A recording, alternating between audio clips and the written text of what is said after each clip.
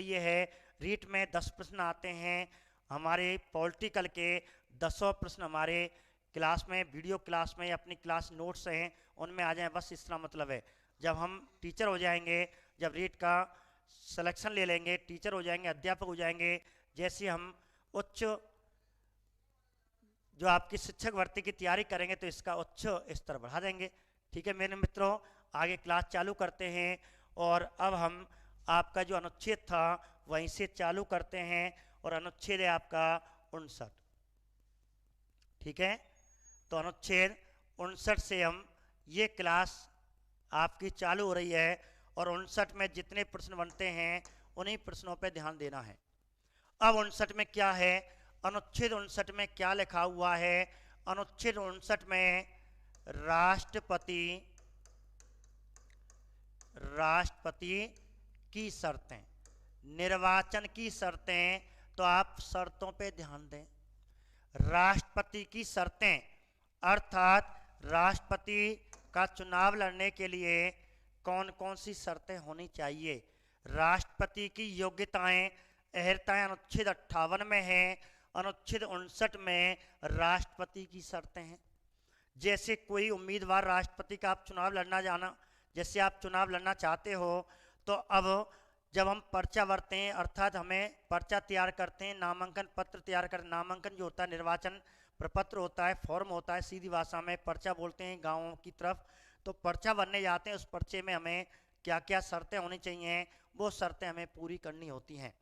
अब उसमें सबसे पहली शर्त आपको ध्यान रखना, इन शर्तों में जो आपकी पहली शर्त है वो आपको विशेष करके ध्यान रखनी है। कौन कौन सी शर्तें हैं, तो आपकी कुछ शर्तें आपको ध्यान रखनी है, कौन सी शर्त हमें आपको पूरी करनी है। तो ऐसे करके अब हम शर्त पढ़ रहे हैं। तो पहली शर्त है कि फॉर्म अर्थात पर्चा जब भर रहे हैं, जिसे उम्मीदवार कहते हैं, जो राष्ट्रपति का चुनाव लड़ रहा है, और उसके गवाह कितने हैं, गवाह कितने प्रकार के होते हैं, गवाह कितने होने चाहिए, उन गवाहों को हम पॉलिटिकल में राष्ट्रपति की शर्तों में प्रस्तावक और एक कहते हैं अनुमोदक। एक होता है प्रस्तावक और एक होता है अनुमोदक। अर्थात गवाह कितने प्रकार के गवाह, 2 प्रकार के गवाह, कुल गवाहों की संख्या। अब आपको एक तो होता है प्रस्तावक और एक होता है अनुमोदक।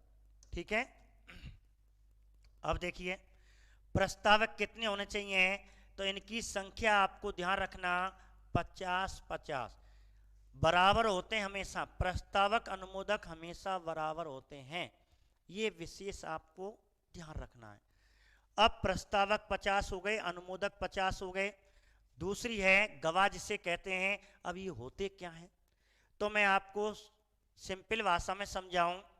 जैसे हम सब अधिकतर अपने स्कूल में जब कहा जाता शनिवार होता है, तो हमारे विद्यालय में अब तो थोड़ा कम है, लेकिन तब भी आपने देखा होगा रानी सिंह जी 50-50 हैं, बहुत बढ़िया।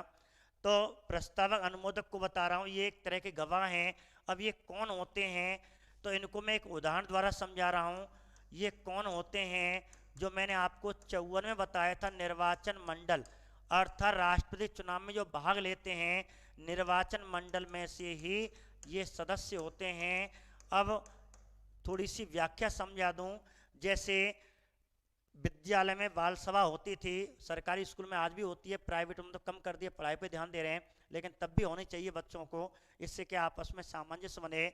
तो आपने देखा जब बाल सभा होती थी, तो हमारे टीचर, हमारे अध्यापक गण सभी विद्यार्थियों को एक से लेकर जितनी भी क्लास, 10वीं क्लास, 11वीं क्लास, 12वीं क्लास, सबको इकट्ठा बैठा लेते थे। और सामने शनिवार के दिन जो भी प्ले ग्राउंड हुआ करता था या कोई हॉल हुआ करता था, वहाँ कुर्सी लगा दी जाती थी। बच्चे सभी क्लास के, जैसे 1 से 10 तक, माध्यमिक तक, सेकेंडरी तक स्कूल है, तो सभी बच्चों को बैठा दिया जाता था शनिवार के दिन। और लंच के कहते हैं, लंच से 1 या 2 घंटे यार आपके बैठा दिया जाता था, और वहाँ कुर्सी बिछा दी जाती थी। बच्चे सामने बैठे हुए, अध्यापकगण सब बैठ जाते थे। उनमें से फिर एक विद्यार्थी खड़ा होता था, सभी के बीच में से जो भी है एक विद्यार्थी खड़ा होता था। एक विद्यार्थी कहता था कि मैं आज अमुक भाई या इस भाई या इस बहन को आज की बाल सभा का अध्यक्ष बनाता हूँ, तो एक नाम प्रस्ताव रखता था, एक नाम बोलता था, और उसे कहते हैं प्रस्ताव, नाम लेने वाला, अर्थात नाम रखने वाला, नाम लेने वाला जो समर्थन है। इस प्रकार एक नाम बताता था कि आज की अध्यक्ष हम इसे अपने भाई या इस बहन को बनाने वाले हैं।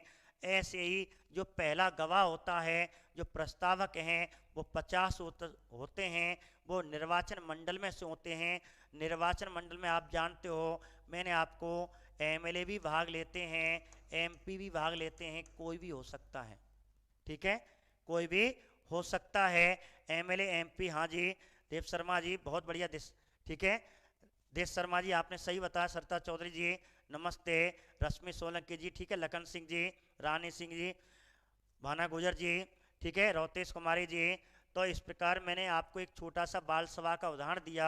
एक बच्चा खड़ा होता है, उनमें से कहता है ये मेरी भाई या बहन मेरा आज की बाल सभा का अध्यक्ष होगा।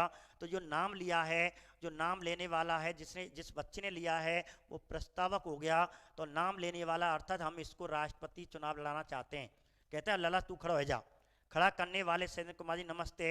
खड़ा करने वाले अर्थात नाम लेने वाले, भाई ठीक है सरपंच को चुनाव लड़ रहे तू, इस गांव में हो ना, हमारी तरफ से तू हम खर्च करेंगे। इस प्रकार हुए तो प्रस्तावक हो गया। अब अनुमोदक कौन सा समर्थक हो गया? अनुमोदक क्या होता है? जैसे बाल सभा में एक बालक ने तो कह दिया, नाम ले लिया, वह बालक ने एक बच्चे का नाम लिया, वह बच्चा खड़ा हो गया, उस बच्चे को कहते हैं खड़ा हो गया, उसने नाम लिया था, अब वो बच्चा बैठ गया प्रस्तावक वाला। अब एक बच्चा और खड़ा होता है, एक बच्चे का नाम ले लिया, नाम लेकर के वो बैठ गया। एक बच्चा खड़ा होता, वह कहता मैं इसका समर्थन करता हूँ, ताली बजाता है, और इस प्रकार सब बच्चे ताली बजा देते हैं। अर्थात समर्थन करने वाला, नाम लेने वाला और समर्थन करने वाला अनुमोदक होता है। तो ऐसे दो प्रकार के गवाह होते हैं, 50-50। जो राष्ट्रपति चुनाव में जो भाग ले रहे हैं उन्हीं में से कोई 50 एमएलए एमपी, कोई भी संख्या फिक्स नहीं है। और इस प्रकार यहाँ फिक्स है, यहाँ कोई फिक्स नहीं है, एमएलए इतने हो एमपी इतने हो।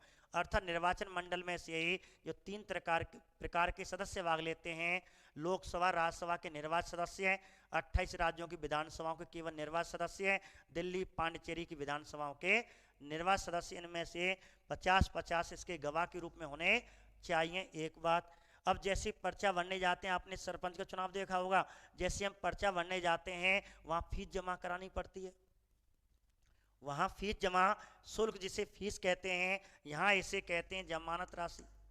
क्या कह सकते हैं इसे? यहाँ इसे जमानत राशि कहते हैं। और जमानत राशि कितनी है? राष्ट्रपति की जमानत राशि कितनी है? तो राष्ट्रपति की जमानत राशि, बहुत बढ़िया नीतू सिंह जी ने बताया, 15,000 रुपये। और जमानत राशि कितनी है? 15,000 रुपये है। अब ये जमानत राशि कहाँ जमा होती है? ये जमानत राशि कहाँ जमा होती है, ध्यान रखना।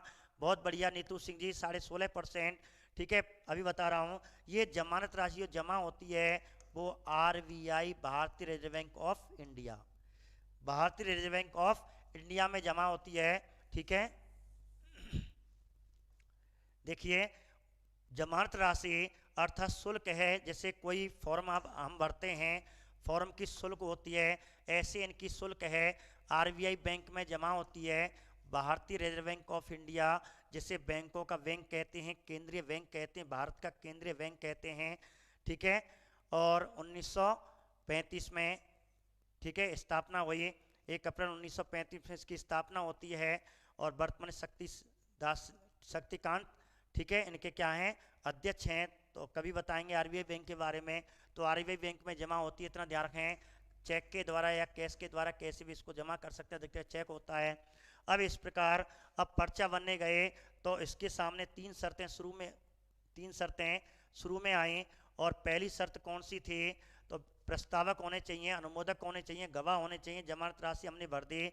अब कहते हैं राष्ट्रपति जब पर्चा बनने जाता है, राष्ट्रपति जब पर्चा बनने जाता है तो पर्चा किसको देता है? भर के ले गए, गवाह की उनमें लिस्ट लग गई, वही होने चाहिए, जो वर्तमान में एमएलए एमपी वही होने चाहिए। और पर्चा राष्ट्रपति किसको जमा करने जाएगा? पर्चा राष्ट्रपति किसको जमा करने जाएगा? देश शर्मा जी बताइए। हाँ, 1935 एक्ट से लिया गया था, आरबीआई बैंक का प्रावधान 1935 एक्ट से, 1 अप्रैल 1935, ठीक है। 1937 जो आपका पूर्णतः बाद में चालू हो जाता है, एक्ट चालू हो जाता है। तो 1935 एक्ट के तहत आरबीआई बैंक की स्थापना हुई थी 1 अप्रैल 1935 में। ठीक है, शक्ति कांत दास जी इस समय क्या हैं, इस समय अध्यक्ष हैं। तो वो स्मिथ जी पहले अध्यक्ष थे। बैंकों का बैंक भारत का रिजर्व बैंक कहते हैं, भारत का केंद्रीय बैंक कहते हैं, जिसका काम करेंसी नोटों का निर्गमन करना होता है। ठीक है, तो हम बात करें, इकोनॉमिक्स नहीं पढ़ा रहा मैं, तो थोड़ा सा आपको बता रहा हूँ। लोकसभा से सांसद, हाँ सी नीतू सिंह जी एमएलए एमपी कोई भी हो आरबीआई में बैंक जमा करा देते हैं।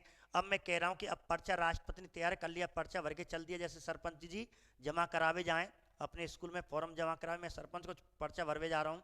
तो पर्चा भरने जाते हैं, राष्ट्रपति अपने उम्मीदवार का पर्चा भरने जाता, नामांकन भरने जाता है, तो वह पर्चा किसके सामने जमा करता था, किसके सामने नामांकन भरता है, ये क्वेश्चन आपको पूछ सकते हैं।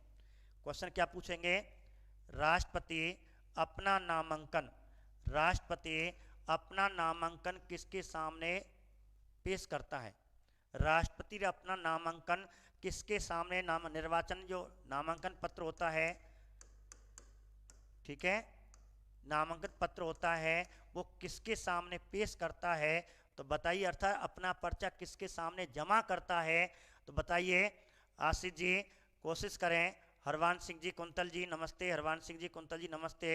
मुख्य निर्वाचन आयुक्त, मुख्य निर्वाचन आयुक्त आपने आंसर बताया। और बताइए, मैं क्वेश्चन पूछ रहा हूं कि राष्ट्रपति अपना पर्चा किसके सामने पेश करता है, अर्थात राष्ट्रपति जब चुनाव करवाता है, राष्ट्रपति चुनाव का निर्वाचन अधिकारी कौन होता है, राष्ट्रपति का चुनाव अधिकारी कौन होता है, राष्ट्रपति का निर्वाचन अधिकारी कौन होता है, या राष्ट्रपति अपना नामांकन किसके सामने पेश करता है। क्वेश्चन 3 है, आंसर एक ही है। क्वेश्चन 3 है, लोकसभा महासचिव, ठीक है, शैलेंद्र जी कुमार जी ने आंसर दिया, बहुत बढ़िया आंसर दिया, सही आंसर दिया, सीओ आंसर नहीं है हरवंश जी। इसका आंसर है श्री स्नेहलता श्रीवास्तव, लोकसभा महासचिव। बहुत बढ़िया विजय फौजदार जी, आंसर यही है इसका। आप विद्यार्थी ने इसका आंसर निकाला, तो अपना पर्चा बनने जाता, अपना नामांकन जो पत्र पेश करता है वो किसके सामने पेश करता है, लोकसभा महासचिव के सामने। ठीक है, यदि लोकसभा महासचिव उस समय उपस्थित नहीं है या रिक्त है, कहीं नहीं है, तो राज्यसभा का महासचिव करेगा। कोई कोई किताब में लिखा हुआ लोकसभा का महासचिव, राज्यसभा का महासचिव, क्रम से अदला बदली करके। अनिवार्य तो यही है कि लोकसभा महासचिव आपको आंसर करना है, भ्रमित नहीं होना है कि ऑप्शन में यही आएगा। रश्मि सोलंकी जी, ठीक है, तो आपको लोकसभा महासचिव के सामने अपना पर्चा बनने जाता है, जैसे सरपंच जी बनने जाते हैं। ठीक है, हमारे पीठासीन अधिकारी आते हैं। अब आगे, ठीक है, फिर पीछे बात करेंगे। कृष्णा चौधरी जी नमस्ते, गोपाल सिंह जी नमस्ते, ठीक है, और वाली, हाँ जी, वाली सिंह जी नमस्ते। तो लोकसभा महासचिव के सामने पेश करता है। एक छोटा सा प्रश्न और आपको बता दूं, लोकसभा महासचिव वर्तमान में स्नेहलता श्रीवास्तव है, स्नेहलता श्रीवास्तव है, जिससे इस पर भी क्वेश्चन आपको है, लोकसभा की पहली महिला महासचिव, दूसरी बार ये चुनी गई है, ध्यान रखना। ठीक है, दूसरी बार ये चुनी गई है, स्नेहलता श्रीवास्तव है, और लोकसभा की पहली महिला महासचिव भी है।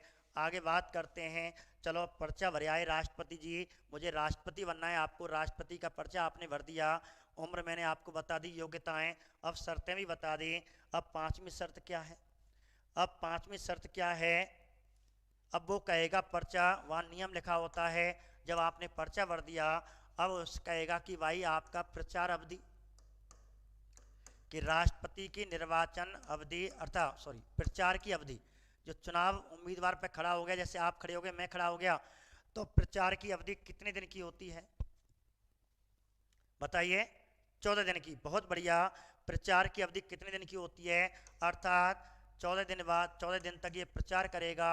लेकिन जिस दिन चुनाव होगा, जब जिस समय चुनाव होगा उसके 48 घंटे पहले ही प्रचार बंद, प्रचार समाप्त माना जाएगा, समाप्त किया जाएगा। अर्थात ठीक है, 14 दिन प्रचार चलेगा, लेकिन 48 घंटे पहले प्रचार समाप्त हो जाएगा, ये हमारा प्रावधान है। ठीक है, प्रचार चल रहा है और इस प्रकार प्रचार करने के बाद चुनाव हो जाएगा। चुनाव की मैंने आपको प्रक्रिया, आपको चुनाव की विधि, सॉरी चुनाव की विधि अनुच्छेद 55 में आपको बता रखी, चुनाव कैसे कैसे होता है, वोट कौन कौन डालते हैं। तो 14 दिन, बहुत बढ़िया मेरे मित्रों, ठीक है। संतोष जी, जितने मेरे मित्र हैं अनेक जुड़े हुए हैं, नत्थन जी, शैलेंद्र जी, तो विजय फौजदार जी, तो ये प्रचार की अवधि हो गई, ठीक है, एक बात।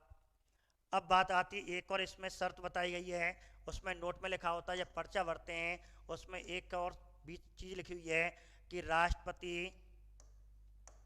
देश के किसी भी सदन का सदस्य नहीं होगा। ये बात और लिखी होती है, सदस्य नहीं होगा। राष्ट्रपति देश के किसी भी सदन का, अब देश के संसद की बात नहीं कर रहा, इसका मतलब है विधानमंडल और संसद। विधानमंडल के 2 सदन, विधानसभा विधान परिषद, संसद के 2 सदन, राज्यसभा लोकसभा, चारों सदन की बात कर रहा है। देश के किसी भी सदन, अर्थात चारों सदनों की बात कर रहा है, चारों सदनों का सदस्य नहीं होगा। संसद की बात नहीं कर रहा, वो देश के किसी भी विधानमंडल का भी नहीं होगा, संसद का भी सदन का सदस्य नहीं होगा। और यदि होगा तो चुनाव के समय यदि है तो उसमें लिखा होता है यदि आप पे ये पद या तो त्याग पत्र दे दो। यदि आपने त्याग पत्र नहीं दिया, जैसे आप चुनाव जीत गए और पद ग्रहण करोगे, शपथ लोगे, उसी समय वह पद रिक्त माना जाएगा। अर्थात यदि आप किसी सदन के सदस्य हैं तो पद ग्रहण के समय से ही वह पद समाप्त स्वतः समाप्त माना जाएगा।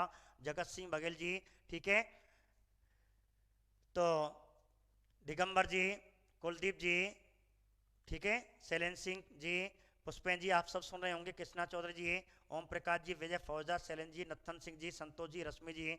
तो ये विशेष बात ध्यान रखना आपको।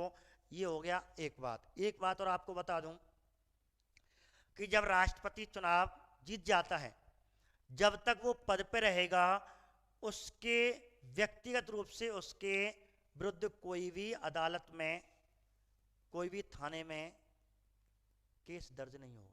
अदालत में उसकी कोई कोर्ट स्टे या कोई केस नहीं देगा। तो ये ध्यान रखना, ठीक है, पूरा पढ़ लेते जाएंगे। हाँ, तो ध्यान रखना देश शर्मा जी, तो एक विशेष ध्यान रखना, ये बात आपको ध्यान रखना, ये 59 में है, तो 59 में ये बात हो गई। अब बात करते हैं अगले, एक बार मैं आपको रिवाज बता दूं, तो रिवाज में क्या है, शर्तों की बात कर रहे थे, ये 4-5 शर्तें विशेष करके आपको ध्यान रखनी है कि नंबर 1, प्रस्तावक 50, अनुमोदक 50, जमानत राशि 15,000 रुपये जो एमएलए एमपी इस चुनाव में भाग लेती हैं आरबीआई बैंक में जमा होती है। और ये अपना नामांकन लोकसभा महासचिव के सामने, वर्तमान में लोकसभा महासचिव स्मिता श्रीवास्तव, जिसे लोकसभा की पहली महिला का दर्जा मिल चुका है। प्रचार की अवधि 14 दिन होती है, 48 घंटे अपना प्रचार समाप्त करना होगा।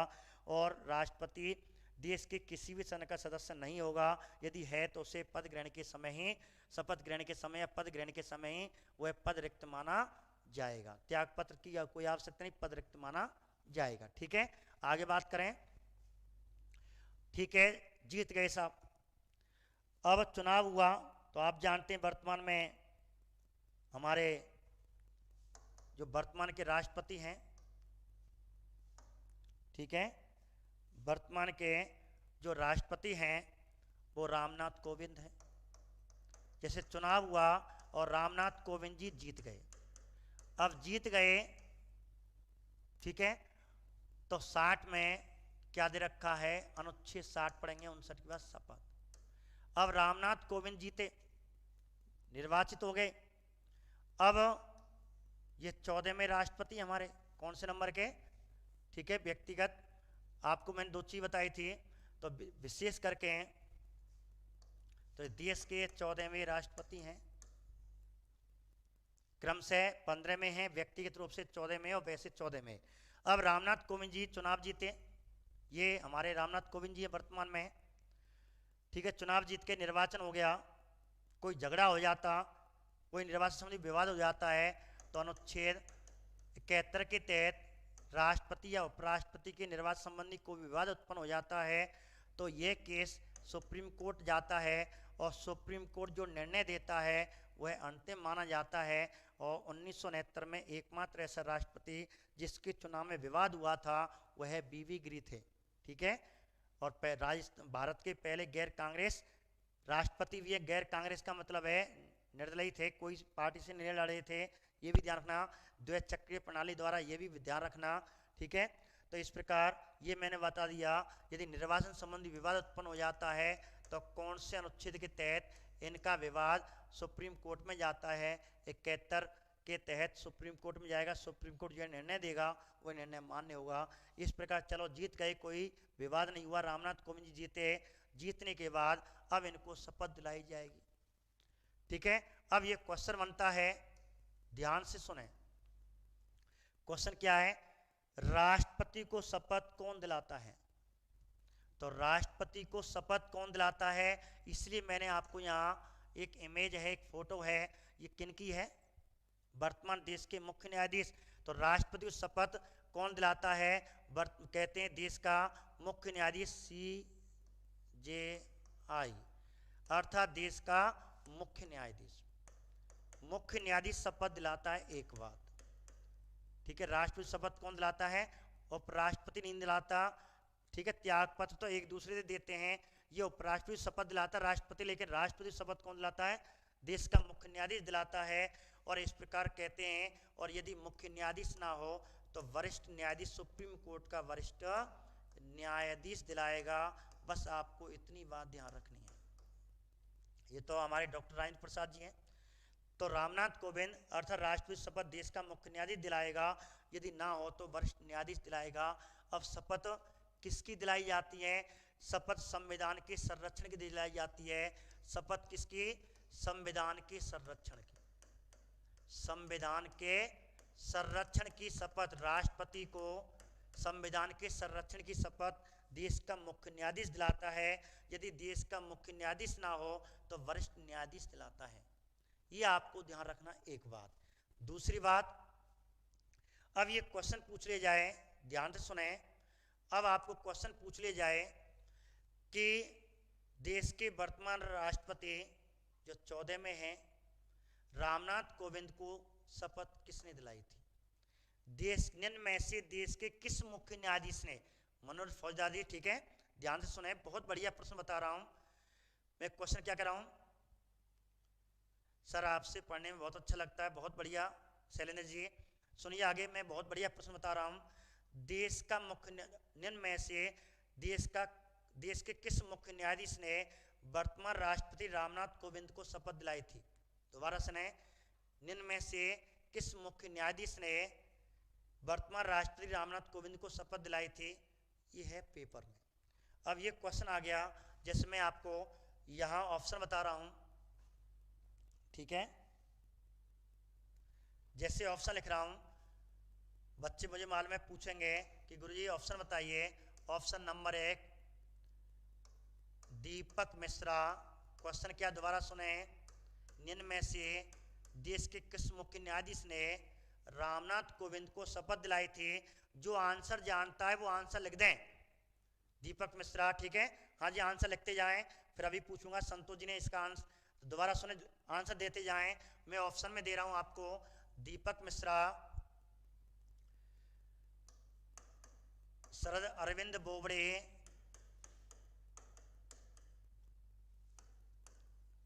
ठीक है, और JS खेर,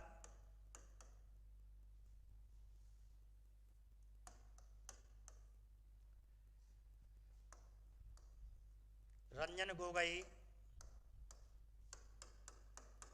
बताइए, दोबारा क्वेश्चन सुने। क्वेश्चन क्या है, दोबारा सुने। निम्न में से देश के किस मुख्य न्यायाधीश ने वर्तमान राष्ट्रपति रामनाथ कोविंद को शपथ दिलाई थी? तो बताइए इसका आंसर क्या होगा। JS खेर, विजय फौजदार ने JS खेर आंसर दिया। दूसरा आंसर दिया ऐसे बोबड़े। ठीक है, लखन सिंह ने आंसर दिया। शक्ति सिंह ने 3 आंसर दिया। जगत बघेल जी ने chief justice Jagdish JS Kher, हाँ जी JS खेर, जगदीश खेर ने दिया। तो बहुत बढ़िया, आपने कुछ विद्यार्थियों ने बहुत अच्छा आंसर दिया, और ये अच्छा आंसर है JS खेर ने। ठीक है, ये 44 में थे, 45 में आपके दीपक मिश्रा जी थे, 46 में बोबड़े जी थे, वो सॉरी नीचे आ गया, 46 में रंजन गोगोई जी थे, और 47 में आपके ऐसे शरद अरविंद बोबड़े हैं जो वर्तमान में हैं। तो शपथ किसने दिलाई थी? 44 में मुख्य न्यायाधीश JS खेर ने। इस पे भी आप ध्यान रखें, JS खेर बहुत बढ़िया आंसर है। ठीक है, ये मैंने आपको बताया। अब बात करते हैं, यही शपथ की चल रही थी, शपथ कौन दिलाता है? संविधान के संरक्षण की शपथ, ठीक है, देश का मुख्य न्यायाधीश, वर्तमान देश का मुख्य न्यायाधीश आपको शरद अरविंद बोबड़े जी हैं, इन्होंने नहीं दिलाई, इनको शपथ दिलाई जीएस खेर ने दिलाई थी, जगदीश खेर ने दिलाई थी। ठीक है, जीएस खेर जी ने, बहुत बढ़िया। ठीक है, रहतोष कुमारी जी। आगे बढ़ते हैं, ये हो गई शपथ। अब शपथ के बाद, अब लेकिन आपको ध्यान रखना एक चीज कि राष्ट्रपति की जो शपथ है, ठीक है, इसका उल्लेख तो अनुच्छेद में हो गया 60 में। तो प्रधानमंत्री की शपथ 3 पदाधिकारियों को आप छोड़ दो, एक तो राष्ट्रपति, उसका छोटा भैया उपराष्ट्रपति, उसका सबसे बड़ा भैया। ठीक है, तो तीनों राष्ट्रपति, उपराष्ट्रपति और छोटा भैया आपको राज्यपाल, इनको आप छोड़ दीजिए तीनों को। इन तीनों के अलावा शपथ का उल्लेख संविधान में नहीं है और किसी का नहीं है, इन तीनों का ही शपथ का उल्लेख है। मैं आपको थोड़ा सा एक बार बता दूं, अनुच्छेद, ठीक है, 60, अनुच्छेद 69, अनुच्छेद 159, इन तीनों में भारतीय संविधान में इसमें जो शपथ है, अनुच्छेद 60 में जो शपथ है, वो आपको यहाँ राष्ट्रपति का उल्लेख है, शपथ का उल्लेख है। यहाँ इसका छोटा भाई उपराष्ट्रपति की शपथ का उल्लेख है। यहाँ आपको राज्यपाल की शपथ का उल्लेख है। लेकिन इन तीन के अलावा शपथ का उल्लेख संविधान में नहीं है। तो कहाँ है? तो वही, इसलिए मैंने आपको एक टॉपिक ले लिया है, तो आप ध्यान रखना, इन तीनों का तो उल्लेख इसमें है, ठीक है, लेकिन अन्य पदाधिकारियों की शपथ का उल्लेख कहाँ है? तो अन्य, इनके अलावा जो आपके इन तीनों के अलावा अन्य पदाधिकारियों की शपथ है, वो है कौन सी? वो संविधान में नाम करके वह अनुसूची में है। किस में है? अनुसूची में। और सीधा प्रश्न आ जाए, पदाधिकारियों की शपथ का उल्लेख कौन सी अनुसूची में है? पदाधिकारियों की शपथ का उल्लेख कौन सी अनुसूची में है? तो आपको शपथ पूछ रहा है, पेपर में शपथ शब्द देगा, ठीक है रश्मि जी, पेपर में शपथ शब्द देगा। और शपथ में एक ट्रिक है, मैं आपको यहाँ ट्रिक बता रहा हूँ, जिंदगी में कभी नहीं भूलोगे। सीधा क्वेश्चन आ जाए, शपथ का उल्लेख भारतीय संविधान की कौन सी अनुसूची में है, ये प्रश्न पूछा जाए तो एक ट्रिक है, शपथ। और शपथ पे कै शब्द हैं? 3 हैं, बस तीसरी अनुसूची है। तो आंसर क्या होगा इसका? तीसरी अनुसूची। ऐसे करके ये आपको आंसर आराम से क्लियर हो जाएगा, रटने की कोई आवश्यकता नहीं। तो शपथ का उल्लेख अर्थात 3 के अलावा जितने पदाधिकारी हैं, प्रधानमंत्री हो, आपके अन्य जितने पदाधिकारी हैं, उनकी शपथ का उल्लेख अनुसूची 3 में है। जबकि राष्ट्रपति का उल्लेख संविधान के अनुच्छेद 60 में है, उपराष्ट्रपति 69 में है और राज्यपाल के 159 में। तो ये आप ध्यान रखें, ठीक है। आगे बात करते हैं, ये मैंने थोड़ा सा आपको बता दिया। अब जैसे वेतन की बात करें, तो राष्ट्रपति की शपथ का उल्लेख तो है, राष्ट्रपति की शपथ का उल्लेख संविधान में है, लेकिन भारतीय संविधान कहते हैं अनुच्छेद में राष्ट्रपति के वेतन का उल्लेख नहीं है। शपथ का उल्लेख अनुच्छेद में है, लेकिन राष्ट्रपति के वेतन का उल्लेख नहीं है। ध्यान रखना मेरे मित्रों, मेरे प्यारे दोस्तों, इस पे ध्यान देना। अनुसूची आपकी जो चल रही हैं, तो एक ध्यान रखना, वेतन का उल्लेख संविधान के अनुच्छेद में नहीं है, भारतीय संविधान। अब वेतन किस में है? अब वेतन में आप ध्यान रखना, विशेष करके अनुसूची में है, ठीक है। अन्य राष्ट्रपति हो, कोई भी हो, इन सब के वेतन का उल्लेख अनुसूची 2 में है। अब ट्रिक कैसे याद रखनी है? 2 रुपया। ट्रिक क्या है इसकी? 2 रुपये। बस इतना ध्यान रख लो, ये ट्रिक है कि 2 रुपये मिलते हैं, अर्थात रुपया का मतलब है वेतन, तो 2 का मतलब दूसरी अनुसूची। शपथ अर्थात शपथ तीसरी अनुसूची है, और 2 रुपये वेतन के रूप में जो मान लो दूसरी अनुसूची है, ठीक है मेरे मित्रों। अब वेतन कितना है? 2.5 लाख रुपए किसी ने, जगत सिंह बघेल ने लिख रखा है, अभी बता रहे हैं वेतन। कोई 5 लाख, रश्मि जी 5 लाख, बहुत आंसर दे रही हैं, ठीक है। तो हम बता रहे हैं 5 लाख पर मंथ मिलता है कि साल मिलता है? मंथ लगता है। तो आपको वेतन है। अब राष्ट्रपति के वेतन का उल्लेख पूछा जाए कि राष्ट्रपति के वेतन का उल्लेख कहाँ पे है, तो अनुच्छेद नहीं है, ध्यान रखना, अनुसूची में है।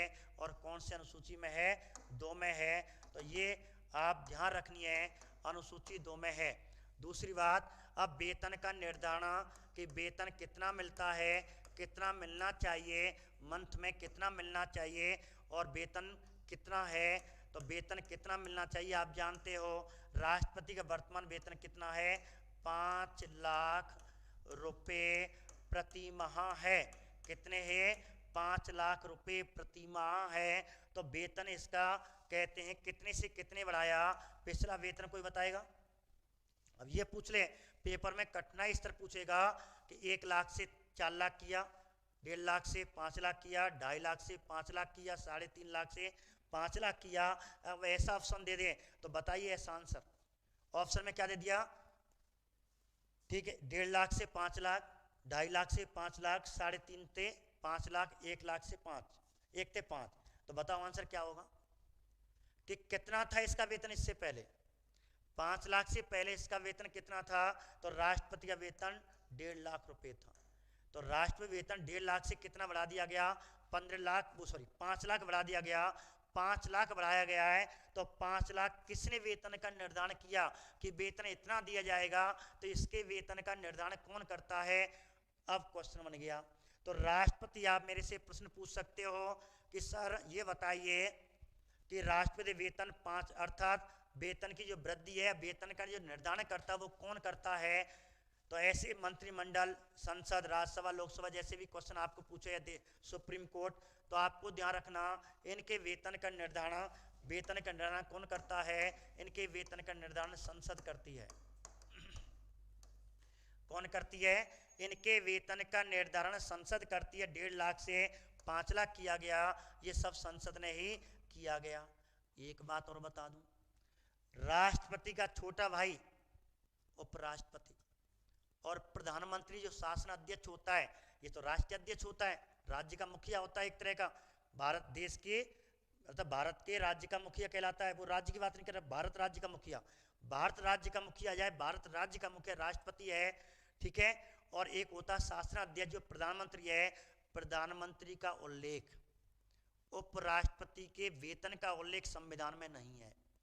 उपराष्ट्रपति के वेतन का उल्लेख संविधान में नहीं है, प्रधानमंत्री का उल्लेख संविधान में नहीं है। अर्थात इस पद के रूप में इन्हें वेतन नहीं मिलता, क्योंकि प्रधानमंत्री का वेतन एक सांसद के रूप में लिखा हुआ है, उपराष्ट्रपति का वेतन सभापति के रूप में लिखा हुआ है। इसलिए उपराष्ट्रपति प्रधानमंत्री को पद के रूप में वेतन नहीं है, अर्थात वेतन का उल्लेख नहीं है। इनको प्रधानमंत्री तो सांसद के रूप में वेतन मिलता है, वरिष्ठ सांसद के रूप में मिलता है, जो वर्तमान में 1,60,000 रुपये है। उपराष्ट्रपति का वेतन कितना है, 4 लाख रुपए प्रतिमाह है, ठीक है। ऐसे ही वेतन मिलता है, तो ध्यान रखना उपराष्ट्रपति को सभापति के रूप में मिलता है, प्रधानमंत्री को सांसद के रूप में मिलता है, लेकिन राष्ट्रपति को राष्ट्रपति के पद के रूप में मिलता है। ये आपका क्वेश्चन हुआ। अब कहते हैं पेंशन, तो आप ध्यान रखना पेंशन हमेशा आधी दी जाती है। ये 5 लाख रुपए प्रतिमाह इसकी वेतन कहते हैं पेंशन है। पेंशन बढ़ जाएगी आपके, ठीक है, जिसके वैच चल रहा है। किसका वैच चल रहा है जी, चेंज आपका ये पॉलिटिकल चल रही है। यहाँ पे हाई स्तर, एक पटवार पुलिस से लेकर के हाई स्तर, आपको रेट तक का हाई स्तर पढ़ाया जा रहा है। पॉलिटिकल यहाँ केवल रेट हाई स्तर, और जीके जो कोई सा पेपर हो, जीके जो पॉलिटिकल होती है वहाँ तक इसको पढ़ाया जा रहा है, और रेट थ्योरी तक आपको पॉलिटिकल पढ़ाई जा रही है, ठीक है। हाई स्तर कांस्टेबल से लेकर के high rate third grade teacher तक का सिलेबस इसमें पढ़ाया जा रहा है। तो मेरे मित्रों, पेंशन आपको आधी मिलती है। एक और क्वेश्चन आ जाए, राष्ट्रपति को प्रति वर्ष अपने खर्चे के लिए कितना और पैसा दिया जाता है, वेतन के अलावा। वेतन के अलावा जो निवास स्थान रहता है वहां भी खर्चे होते हैं इनके, कहते हैं खर्चा सफाई वाला वो भी है। तो खर्चे के लिए, अर्थात कोई भी अपने खर्चे के लिए, एक्स्ट्रा खर्चे के लिए, पॉकेट मनी कहते हैं जिसे, वेतन के अलावा और साल में कितनी रकम खर्चे के लिए दी जाती है, तो ध्यान रखना 1 लाख रुपए। एक बात और, यदि राष्ट्रपति का पद रिक्त हो गया या राष्ट्रपति मर गया, अब आप जानते हो उसकी पत्नी को पेंशन मिलती है, तो इसकी पत्नी को जो पेंशन में से, जो वेतन में से आधी थी उसकी आधी, जैसे 5 लाख रुपए तो 2.5 लाख रुपए पेंशन मिलेगी। अब उस कहते हैं राष्ट्रपति मर जाता है, उसकी पत्नी को 2.5 लाख का आधा मिलेगा और 20,000 रुपया वार्षिक खर्चा मिलेगा अन्य खर्चे के लिए, टेलीफोन जो भी चीज़ें हैं। तो ध्यान रखना, अन्य खर्चे के लिए 1 लाख मिलता है राष्ट्रपति को और 5 लाख प्रतिमाह वेतन के रूप में मिलते हैं। तो ये आपका ध्यान रखना। एक बात और ध्यान रखना, राष्ट्रपति के वेतन पे कोई कर नहीं, एकमात्र ऐसा पदाधिकारी जिसके वेतन पे कोई टैक्स नहीं लिया जाता, टैक्स नहीं लिया जाता। तो आप ध्यान रखना, आयकर रहित वेतन किसका होता है? राष्ट्रपति का होता है। ठीक है मेरे मित्रों, आप इतना जानते हो, इतना ही पढ़ना है। ज़्यादा इसमें फफूंद। 1 लाख क्या है? खर्चे का पैसा। 1 लाख अन्य खर्चे के लिए साल में दिया, साल में, महीने में नहीं, साल में अन्य खर्चे के लिए 1 लाख दिए जाते हैं। और जब उसकी विधवा पत्नी होती है तो उसको 20,000 रुपये दिए जाते हैं। पेंशन उसकी विधवा को पेंशन के आधे में से आधी मिलती है। ठीक है मेरे मित्रों, आगे बात करते हैं। अगला, ये तो वेतन की हमने बात की और 60 अनुच्छेद के बाद वेतन का उल्लेख नहीं है, इसलिए अनुसूची वेतन का उल्लेख 2 में है। अब कहते हैं क्या राष्ट्रपति समय से पहले हटा सकते हैं? क्या राष्ट्रपति को समय से पहले हटाया जा सकता है? जी हटा सकते हैं, राष्ट्रपति को समय से पहले हटा सकते हैं। अब राष्ट्रपति को समय से पहले हटाने का प्रावधान क्या है, क्या आधार है, ठीक है, क्या कंडीशन है, क्या चीज है? तो अनुच्छेद 61 में राष्ट्रपति को समय से पहले संसद में एक प्रक्रिया द्वारा, जिसे संसद की महाभियोग प्रक्रिया कहते हैं। संसद की महाभियोग प्रक्रिया क्या है? अब आप मेरे से प्रश्न कर सकते हैं कि महाभियोग प्रक्रिया क्या है? महाभियोग प्रक्रिया, महाभियोग शब्द। अब आप मेरे से एक प्रश्न कर सकते हैं कि महाभियोग शब्द का सर्वप्रथम उल्लेख संविधान के कौन से अनुच्छेद में है? ध्यान सुने, आप मेरे से प्रश्न पूछ सकते हैं कि सर भारतीय संविधान में सबसे पहले महाभियोग शब्द का उल्लेख, महाभियोग शब्द का उल्लेख बात कर रहा हूं, प्रक्रिया की बात नहीं कर रहा, मैं बात कर रहा हूं शब्द की। तो शब्द का उल्लेख सबसे पहले कौन से अनुच्छेद में है? तो आपको अनुच्छेद पूछे शब्द, तो मैंने आपको बताया था 56 में है शब्द का। लेकिन महाभियोग प्रक्रिया पूछे तो महाभियोग प्रक्रिया का उल्लेख अनुच्छेद 61 में। ठीक है, प्रक्रिया जैसी, तो महाभियोग प्रक्रिया पूर्णतः स्पष्ट नहीं है, लेकिन संसद की एक विशेष प्रक्रिया अर्थात महाभियोग प्रक्रिया के द्वारा समय से पहले हटा सकते हैं। अब हटा केवल व्यक्तिगत रूप से नहीं हट सकते, व्यक्तिगत रूप से इसने कोई कृत्य किया हो नहीं हटा सकते, केवल इसका एक ही आधार है जिससे संविधान का उल्लंघन या अतिक्रमण कहते हैं। उल्लंघन, अतिक्रमण, संविधान से परे लोक कल्याण की भावना ना हो।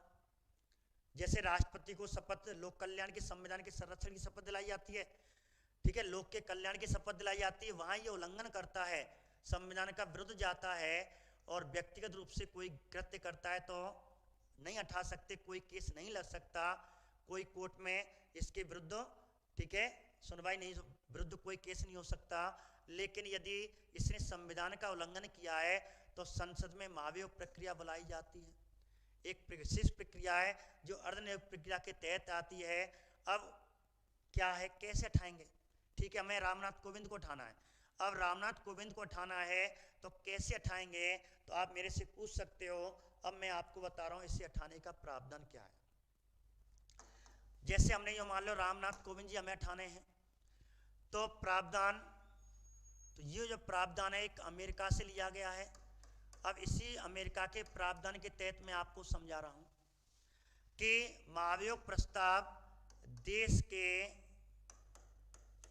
या देश की संसद के किसी भी सदन में लाया जा सकता है, अर्थात संसद की विशेष महाभियोग प्रक्रिया के द्वारा समय से पहले इसे हटा सकते हैं।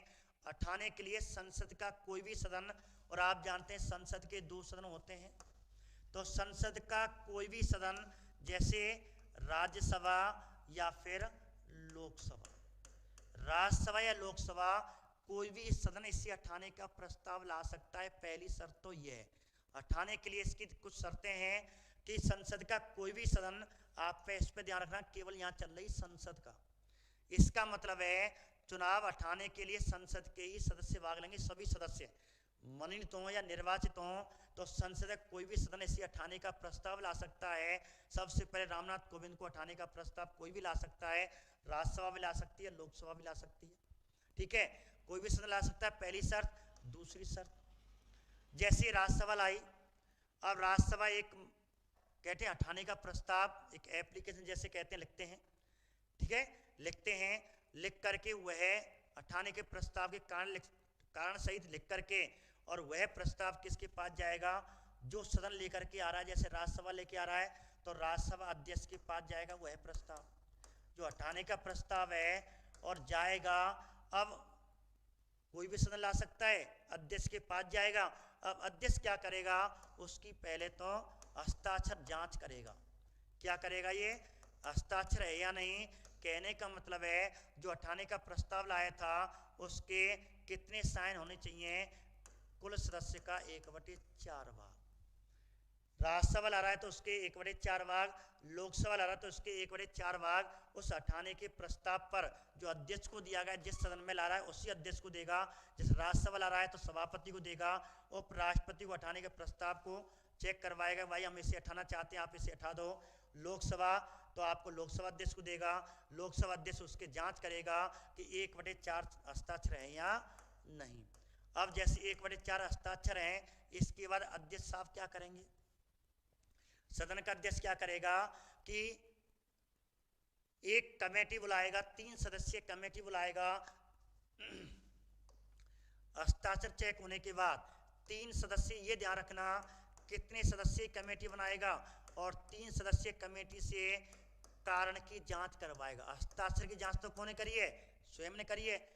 देखा एप्लीकेशन आई है राष्ट्रपति को हटाने के क्रम में, ठीक है, इसने चेक कर ली, सदन के अध्यक्ष ने चेक कर ली, हस्ताक्षर देखेगा सही है क्या ना है हस्ताक्षर। जैसे हमारे यहाँ कोई एप्लीकेशन, कोई फर्जी साइन तो ना कर रहा है, पापा फर्जी तो ना बने वो, हम भी तो छुट्टी लेने आते हैं स्कूल में, तो ऐसे ही साइन चेक करेगा। साइन चेक करके एक कमेटी बनाएगा, 3 सदस्यीय कमेटी बनाएगा, और उस 3 सदस्यीय कमेटी से जांच करवाएगा। और ये जांच अपनी रिपोर्ट जो सदस्य की, अपनी रिपोर्ट किसको जांच देगी, अध्यक्ष को। अध्यक्ष करवा रहा है कि भाई फटाफट बताओ कि इसने राष्ट्रपति को हटाना चाहता हो, ये इसने कारण लिखे हैं, ये कारण सही है कि नहीं है। अब इस प्रकार कमेटी इसको जांच दे देगी, यदि सत्य है तो ये आगे प्रक्रिया बढ़ाएगी, और यदि जांच कर दी ये तो गलत बोल रहे हैं, ये सदस्य गलत बोल रहे हैं, रामनाथ कोविंद ने ऐसा कुछ नहीं किया, राष्ट्रपति ने ऐसा कुछ नहीं किया, तो वह क्या कर देगा, खारिज कर देगा। तो जिस प्रकार ध्यान रखना, तो ऐसे आपको ध्यान रखना, इसी प्रकार अध्यक्ष क्या करेगा, जांच करवाएगा, जांच के आधार पर उस प्रक्रिया को वहीं निरस्त कर देगा या आगे बढ़ा देगा। सही है तो आगे बढ़ाएगा, और गलत जांच है अर्थात जांच की प्रक्रिया में इन्होंने दोषी पाया गया, इनकी जांच सही नहीं है, जांच के आधार पर उसको प्रक्रिया को घटाता वहीं बंद कर देता है। जैसे जांच सही है, ये कहते हैं ठीक है राष्ट्रपति ने ये कृत्य किया, ये कारण सही है, तो अब क्या करेगा अध्यक्ष, तीसरी शर्त क्या है, अब प्रक्रिया के तहत जांच सही पाई गई, अब प्रक्रिया तहत क्या करेगा कि राष्ट्रपति को सूचना भिजवाएगा कि भैया राष्ट्रपति तो कह दो, राष्ट्रपति से कहेंगे, और राष्ट्रपति को कितने दिन पहले सूचना, 14 दिन पहले, तो राष्ट्रपति को 14 दिन पहले सूचना पहुंचाई जाएगी।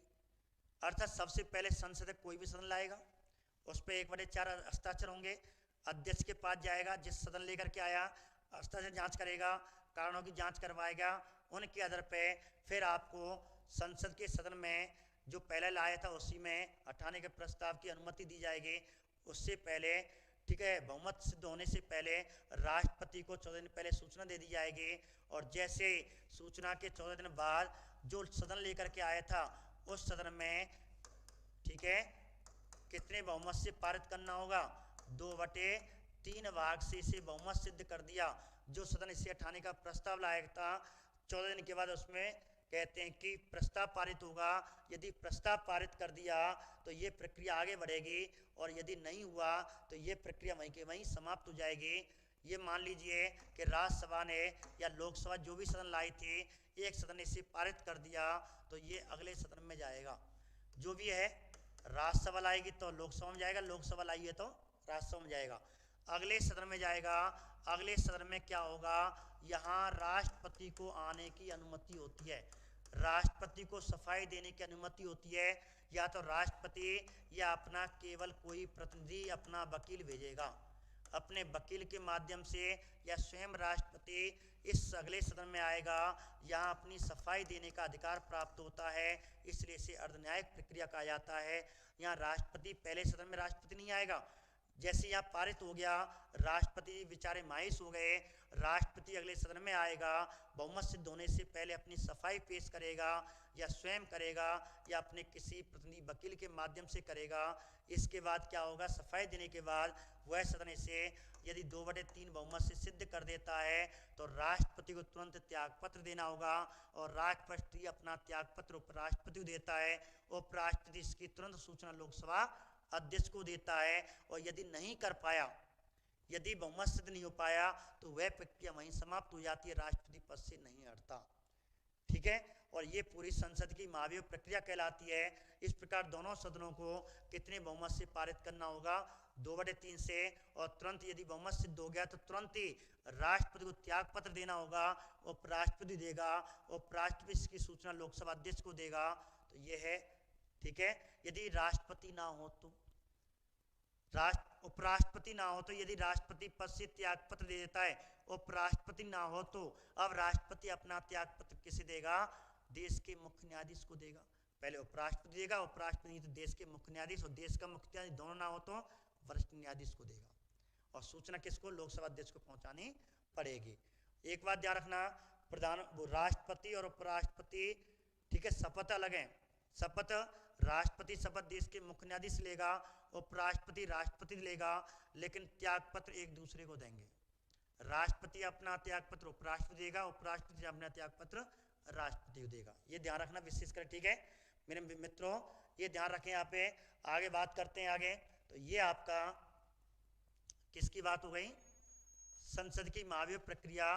तो आपको एक बात ध्यान सुन लें, अनुच्छेद 61 के तहत संसद में का उल्लंघन अतिक्रमण करने पर राष्ट्रपति को संसद की महाभियोग प्रक्रिया के तहत समय से पहले हटाया जा सकता है, जिसका प्रावधान अमेरिका से लिया गया है। इसके लिए कुछ शर्तें हैं। सबसे पहले इसे कोई देश का संसद का कोई भी सदन ला सकता है, और इसके 1/4 हस्ताक्षर होने चाहिए जो लेकर के आया है। अध्यक्ष इसकी जांच करता है, हस्ताक्षर की जांच करता है। कानूनों की जांच एक कमेटी से करवाता है जो 3 सदस्यीय होती है। उसकी जांच के आधार पर तुरंत राष्ट्रपति को 14 दिन पहले सूचना कर देता है, और सूचना के 14 दिन बाद कहते हैं उसी सदन में, जो सदन इसकी शिकायत हटाने का प्रस्ताव लाया था, उसी सदन में बहुमत सिद्ध होता है। यदि 2/3 से बहुमत सिद्ध हो जाता है तो दूसरे सदन में जाता है, और दूसरे सदन में बहुमत सिद्ध होने से पहले राष्ट्रपति आता है, राष्ट्रपति का कोई प्रतिनिधि आता है, और इस प्रकार कहते हैं यहाँ आकर के राष्ट्रपति अपनी सफाई देता है, और इस प्रकार फिर उसके बाद बहुमत सिद्ध होता है। यदि 2/3 से बहुमत सिद्ध हो जाता है तो राष्ट्रपति अपना त्यागपत्र तुरंत किसको दे देता है, उपराष्ट्रपति को दे देता है। यदि उपराष्ट्रपति ना हो तो CGI को देगा, और तुरंत इनकी सूचना, त्यागपत्र की सूचना किसको दे दी जाती है, लोकसभा अध्यक्ष को दी जाती है, लोकसभा अध्यक्ष को दी जाती है। ये भी आप ध्यान रखें। तो ये विशेष करके आपका ये प्रावधान है, ठीक है। आगे बात करते हैं, आगे अनुच्छेद 62। अब अनुच्छेद 62 की बात कर रहे हैं। अब ठीक है, पद रिक्त हो गया, ध्यान से सुने, लास्ट अनुच्छेद है, और कल इसके ऑब्जेक्ट टाइप क्वेश्चन आने वाले। अनुच्छेद 52 से 62 तक के ऑब्जेक्ट टाइप क्वेश्चन आने वाले हैं, इसलिए इस चैनल को लाइक सब्सक्राइब करें। मेरे चैनल को, हमारे जो चैनल है उसको लाइक सब्सक्राइब करें, और मेरे प्रत्येक आपके इनके अनुच्छेदों के कल बहुत धांसू क्वेश्चन मिलने वाले हैं, सभी तैयार रहना।